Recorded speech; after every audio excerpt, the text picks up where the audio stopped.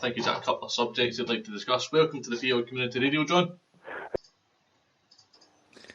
Yeah, John, because I mean, we had a wee chat off here, so we know what you're going to be talking about. Just for the listeners, you're sort of, I alluded to at the beginning, is the vilification and the demonisation of the PL community, and they tend to do it by attacking Rangers because to a lot of people, Rangers are the public face of the PL community. You want to take it for there, John? Aye. Well, this is the problem you've got. And when I speak, I can't speak for everybody, obviously, but I'm only speaking for my own experiences and probably quite a lot of other Rangers supporters that live in Scotland, mostly the west of Scotland. But you see, the media, to me, are the ones that's instigating the hatred. And the reason I say that is just as recently as the last 2-3 weeks, I've noticed a kind of upsurge in sectarian comments in Scottish national newspapers, the online editions. Now, these comments are supposed to be moderated, and just to give you an example, what I started doing, I think it was sometime last year, I was that fed up looking at the sectarian comments being allowed. I approached the police, and the police told me that these were against the law. Anybody inciting hatred, it's a criminal offence to do that. Now, the minute I say about the national newspapers. You still there, John? Have we lost him, Chris? No, not in the mind. John, are you still there, my friend? Not hearing him. No, we're not getting John. I think we have lost him. Call back in, John. I mean, you get some interesting points we'd like to discuss with you. Yeah, there was a couple of points brought up by John in the background when we were talking there, which it was absolutely ideal. A couple of points that I dare say would get a couple of callers in the back of it as well. I mean, I think what he was saying. What I mean, just to sort of summarise what he was saying was sort of the attacks, and it is the national newspaper. Now, I know we're getting them back in just now. Are we getting okay, John? You back in? Hi, John. Sorry, mate. No, that's absolutely fine, mate. Can you take off where you left? Aye, I can, mate. Are you ready to go? Yeah, absolutely, yeah. Yeah, live on air. Well, right, so what actually happened is I was up fed up seeing these things, and as I say, I contacted the police to see why this was allowed on a public internet space, namely these national newspapers. And they had to have, in my opinion, they had to have editorial rules in regards to this, and it states quite specifically on the rules and regulations that anybody found doing anything like that would be reported to the police. So as soon as I mentioned to the police that basically who was allowing these, they told me that I would have to take it off with the newspapers, and I thought, well, you've just told me that it's a criminal offence, anything to do with inciting hatred. So what I started doing then is I started screen grabbing all these comments. And what I done is I sent them to the editor of the Scotsman. It was a bit of a ding-dong after that, and email table tennis, as I like to call it, with them. And the screen grabs that I had sent them contained sectarian words. I even sent them a link to Nil by Mouth, who states that the word Hun is a derogatory name for somebody of a Protestant religion. And they specifically told me that basically that it was free speech and it was just football banter. And I thought that's an absolutely shocking thing from an editor, a Scottish national newspaper to come out with. When we're supposed to be trying to get rid of sectarianism in Scotland, these guys are basically encouraging it, they're allowing people to do that. Can I just come in with one point? I know you're talking about the Scotsman, but see if you look at the Daily Record. I'm just going to come on to that as well. All right, okay then, mate. Right. Sorry about that. Sorry. The other one, that was just one of the newspapers. The other one was the Herald that allows these, but since then they seem to have kind of took a wee bit of action on that, and you don't see them as much, but you still get the odd one that seems to slip through.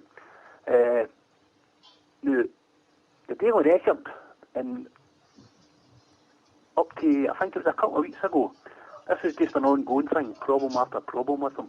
And despite reports, I had a conversation with the editor of the Daily Record, Murray Foot, and Murray Foot was absolutely shocked at some of the things that I had sent him in regards to the screen grabs and the language contained in them. And it was always the same. It was always aimed at Rangers supporters. It was always using the term Huns, DOBs. One of them put a filter in to stop people putting in Sefco. But they were getting round that, and the Huns as well, they put a filter in to stop that. So what people were doing is instead of putting HU in, they were putting HV in to try and bypass that. So up to a couple of weeks ago, I started screen grabbing things in the Daily Record of all papers. You should know better than this. And I was absolutely shocked at the nonsense that was in it. Well, so the Daily Record's online editor is a guy called Darren Cooney. And he's in charge of the online sports editions. He would have a say in these comments, and it was brought to his attention about these comments, and he'd done nothing about it. And the most ironic thing is Darren Cooney is the same guy that went running to David Scott from Mill by Mouth to ask for his opinion and wanted him to come into the Record to do a piece on sectarianism. And I thought, this guy's an absolute hypocrite, because he's running to a guy from an organisation trying to stamp out sectarianism, but here we've got the same guy that's asking him to come in, allowing sectarian comments on his newspaper. And as far as I'm led to believe, there's still, the people that were posting these are still being allowed to post things on the Daily Record online edition. But the other point I wanted to make as well about that is, if you try to get rid of sectarianism, you're not helping with just trying to target one set of individual supporters. That's just not on. We've seen the other day, we've seen I think it was a picture from the Rangers supporters, the Union Bears, and they had went to Hampden and put up, I think it was a few banners outside Hampden, and against this, what's the thing I got there? Fans Against Criminalisation. Yeah. And I've had a look at that website, and you seem to think, well, how on earth is it Fans Against Criminalisation? It's all Celtic support. It's not actually fans, it's Celtic support. They don't like it because basically... It's actually the political wing, it's the Green Brigade, it's not just the Celtic supporters. Right. But one thing I was going to say about the Daily Record, before you go off the Daily Record, remember the business arrangement the Daily Record has got with Celtic Football Club. Yes. They do all the printing for them. That's correct. So therefore, you do not bite the hand that feeds you. You'd also instances with the Daily Record where if any story was going to break detrimental to the Catholic Church in Scotland, it had to be approved by an editor before it went to print. Aye, that's right. Well, I get told. And as far as I know, the Roman Catholic Church in Scotland, their press officer Kearney had an input to that. And this is Kearney, the man who said that the Irish Catholics in Scotland are being treated as badly as the blacks were in Alabama in the 50s. Now, I don't know, I'm in my 60s. I've never seen them hanging for trees or lynched. No, you've no. It's all make-believe with them. Just going back to the sectarian dog attack I was talking about on the bus. Oh, aye. I've got to rest in peace the wee doggy. Aye. But that's how pathetic newspapers are. I mean, how on earth can you run with a front page headline, a guy with a dog? You know, saying it was a dog. I mean, you would make about you're eating acid to believe that. You'd be sitting there thinking, this is a front page headline. It's like remember the old Sunday Sport used to get a Lancaster bomber found in the moon. Oh, Hitler was driving a bus in them. Aye. Lord Lucan and Shergar. Aye. And I seen that thing about the dog, and I thought a dog was sectarianly abused on a bus. That's an absolute all-time low. What got me when they asked Frank McAvenny for his opinion on it, and he'd done a double-page spread on it. I wonder what he said.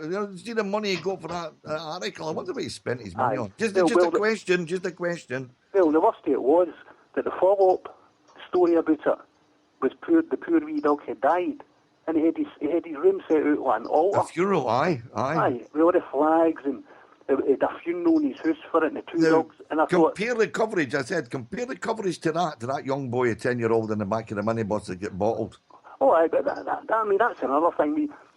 I find that quite incredible that you've got actual people in this society, and you read about it every day, and they'll deflect and they'll say this so-called bottle that had this so-called wee boy.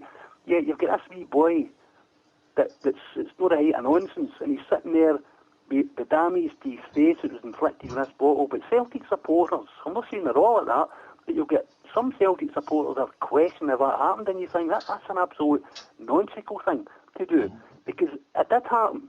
And I found it even more farcical with the fact that Celtic Football Club offered them a tour of Parkhead, and I thought, why?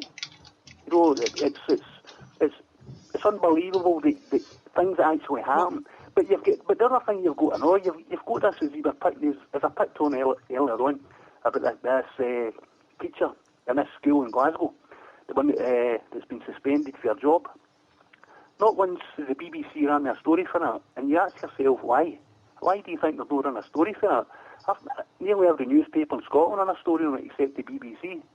And that's the kind of thing now. They've got the victim card coming out now saying, oh, this woman's been abused terribly, and it's all self-inflicted. You know, and you look at that kind of incidents that's going on in Glasgow, you look at the poor boy for Blantyre, Raymond Gormley. Raymond Gormley was viciously murdered. And the night, I can still remember that happened. And we're pal for Donegal, Mr. Numerous Names. He had it all over. Mentally ill Phil. That's correct. He had it all over the internet on his Twitter. That it's no need to, don't have to guess who done that.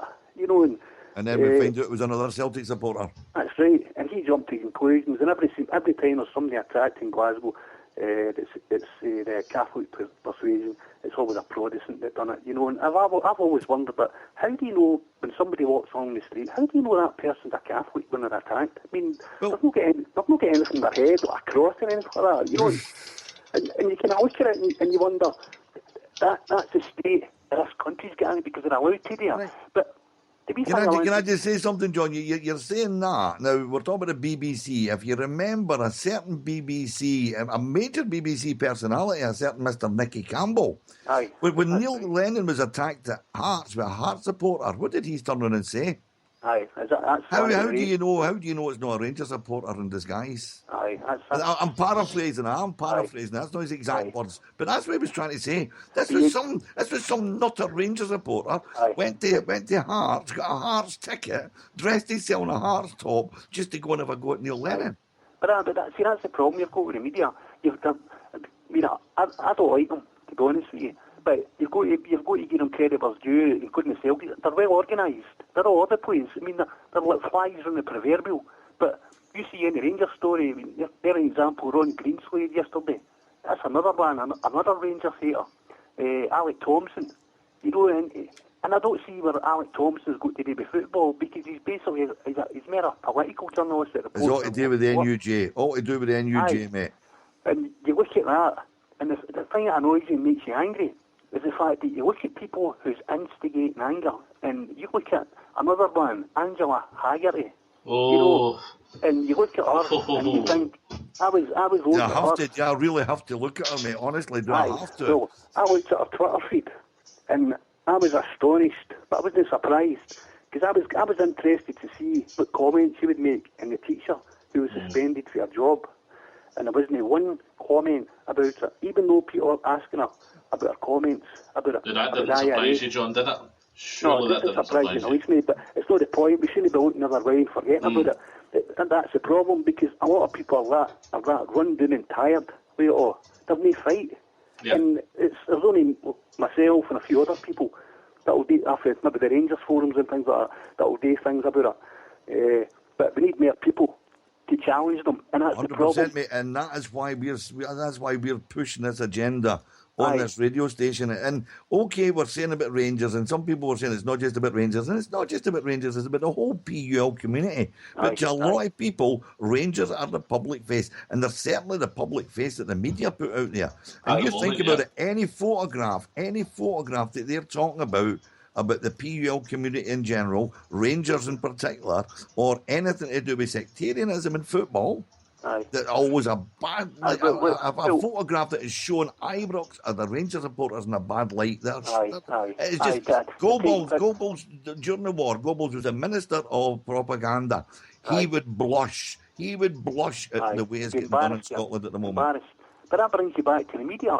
You got a lot of people think it's always the media's fault. But all you need to look back and the likes of Chris McLaughlin. Chris McLaughlin stated in that game.